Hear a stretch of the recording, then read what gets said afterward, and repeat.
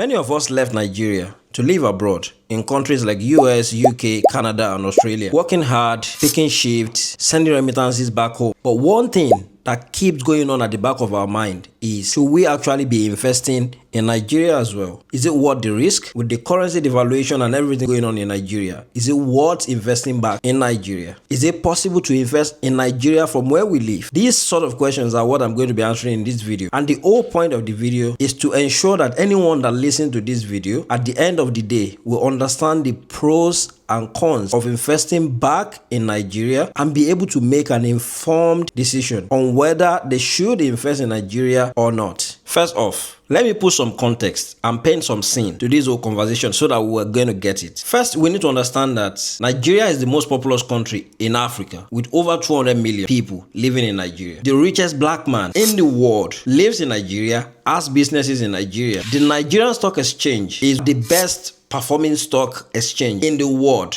Recently, the performance of the stock exchange has been amazing over the years. Last year, the stock exchange delivered over 50% return, and so far this year it has delivered about 60% return. These are contexts. Nigeria GDP ranks about the third in Africa. This is a sign for you to know whether you should actually consider that kind of country to invest your money in. We are expecting one of the biggest IPO coming from Africa this year, and that is Dangote Refinery listing on the Nigerian Stock Exchange. These are scenarios for you to picture and see what is actually happening in Nigeria. And in this video, I'm going to be painting some pros and cons that comes with investing in Nigeria, because it's not all rosy. Remember, currency devaluation is a thing, and Nigeria has just experienced that. We are still experiencing that, although we've enjoyed some stability over the last year. And these are the things we are going to be discussing in this video. The Nigerian Stock Exchange is one of the largest in Africa. I think just following the South African market and the Moroccan market. It has over 150 stocks listed on that exchange. Still smaller compared to stock market like the US market, the UK market and all. But that's telling you that we have viable businesses in Nigeria that you can invest your money in. So now let's move on to the pros and cons. The first of the pros is access to high growth companies at a very low valuation. Many NGX listed companies are trading at a price to earnings ratio that Western market will consider very cheap. Now, here's the thing. We are talking about companies with strong earnings, dominant market position, consistent dividend payers. These are the sort of companies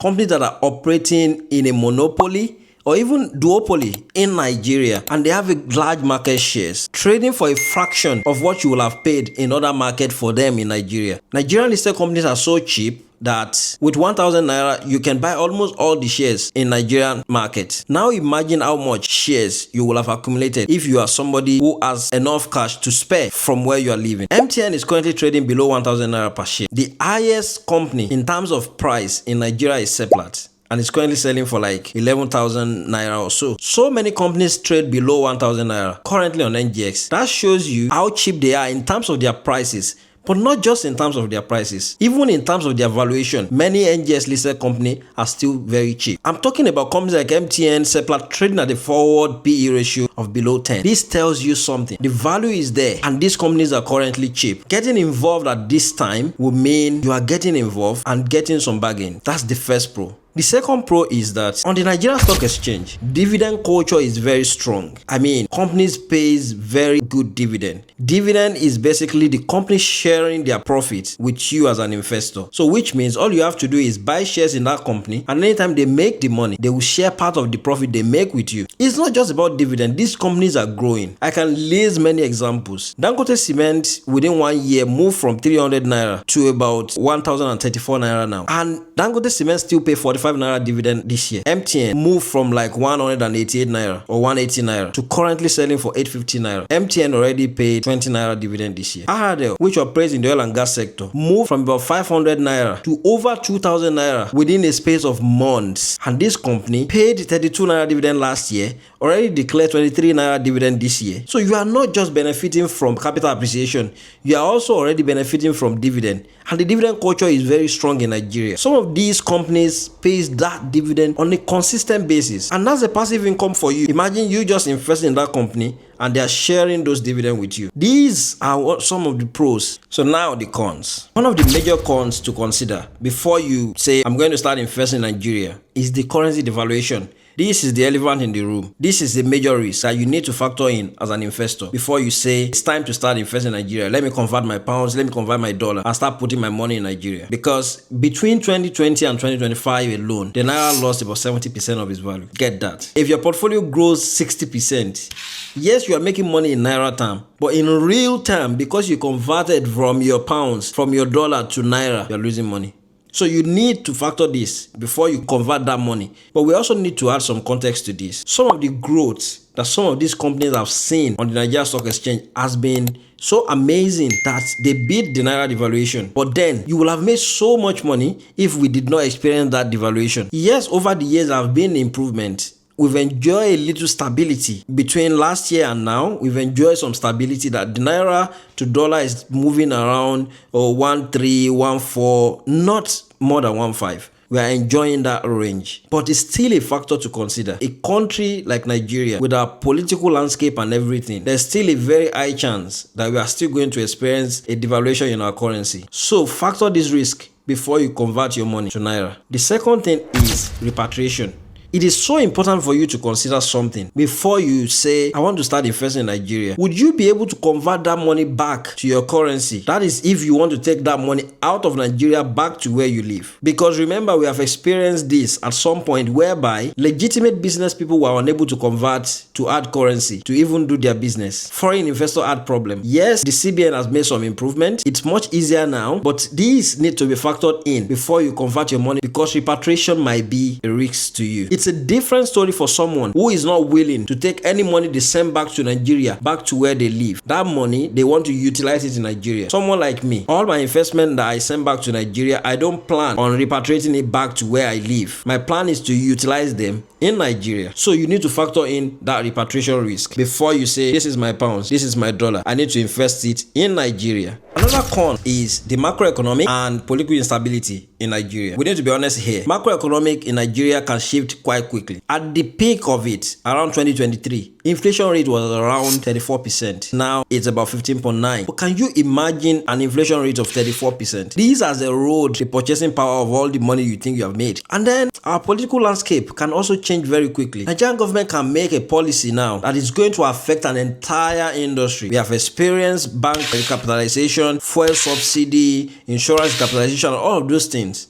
These sort of things affect an entire industry. What about tariffs? So you need to be aware about all of these things before you say Nigeria is the next best thing after jollof rice that I need to put my money in. These are real risks that can affect your money. So consider this risk before you start putting your money. Another con is the liquidity risk. On the NGX, which is Nigerian Stock Exchange, liquidity can be very thin, which means there are so many stocks that you can buy and you will not be able to sell the stocks. Can you imagine buying a stock and there is no one to buy it back from you when you need your money? That is liquidity risk. So many stocks are so illiquid on NGX that you buy them, you won't be able to sell them, and that's your money being locked away in a particular stock. These are risks that you need to be aware of before you start putting your money into any sort of stocks on the Nigerian Stock Exchange. This is a real risk that you need to consider. Another risk is the governance part. Yes, the NGX has made a lot of improvement, but there's still need for more improvement to be made in that part as well, in that part of corporate governance. We still see companies on NGX releasing their financial year 2025 report in June, July of 2026. Can you imagine that? These are things that you would think is not possible. Yes, they are still happening. You still see things like company declaring a sort of dividend to be paid to investors, and as an investor you still have to chase registrars before you get paid your dividend. People subscribe to public offer, they are not being credited their public offer, or they credited them with more than they subscribed for, and all of this back and forth are still happening despite all the improvement. These are major risks that you need to consider as an investor before you say Nigeria is the next best thing for me to put my money in. So is it worth it investing in Nigeria? I've told you the pros, I've told you the cons. The aim is for you to be able to make an informed decision. That's a big question for you, and here is my own honest answer. For the right investor with the right investment approach, yes, absolutely it is worth it, and I can confirm that to you. But the right approach matters a lot in this conversation. Here are things like a checklist for you before you put your money in Nigeria. Investing in Nigeria should not be approached on a short-term basis. Only put money you think you can put aside for 3 to 5 years, factoring factoring in currency risk and all of these things. So long-term approach should be the best way for you to go with investing in Nigeria. Diversify. Because you are investing in Nigeria doesn't mean you should put your money into only one stocks. Diversify across sectors: communication, manufacturing, consumer staples, oil and gas. Diversify across those sectors. Beware of liquidity. Don't put your money in a stock that is illiquid, because what's the point of you putting your money in a stock that you can't sell? So that means you can't get your money anytime you need it. Only invest in companies that are liquid. There are ways you can check this. You can check the volume being traded on daily basis. For me, I tend to use like 1 million. You can check on some apps like Bamboo. They have this liquidity test that they have. On the app, you see if a stock is liquid or illiquid. Have a goal in mind on why you are investing. Are you investing for dividend? Are you investing for capital appreciation? You need to have that kind of goal in mind. Now, another elephant in the room. Do you want to repatriate that money back to where you live, or do you want to spend that money in Nigeria? These will change a lot of things. If you are repatriating the money back to where you live, currency risk matters a lot to you than to someone who is not repatriating that money back. I want to spend that money in Nigeria. If you are somebody who wants to spend that money in Nigeria, then the return is still real. Nothing has changed. So you need to factor in all of these things before you say this is where I'm going to put my money. But in all honesty, investing on the NGX is one of the biggest decisions, and it's proven to be one of the best decisions I've made this year. The retail involvement in the NGX has improved a lot, and things just seems to get better and better. And it seems we are still not there yet. There is still a lot to be done on the market and lots of growth coming into the market. And this is my own opinion. Everything I also said in this video is not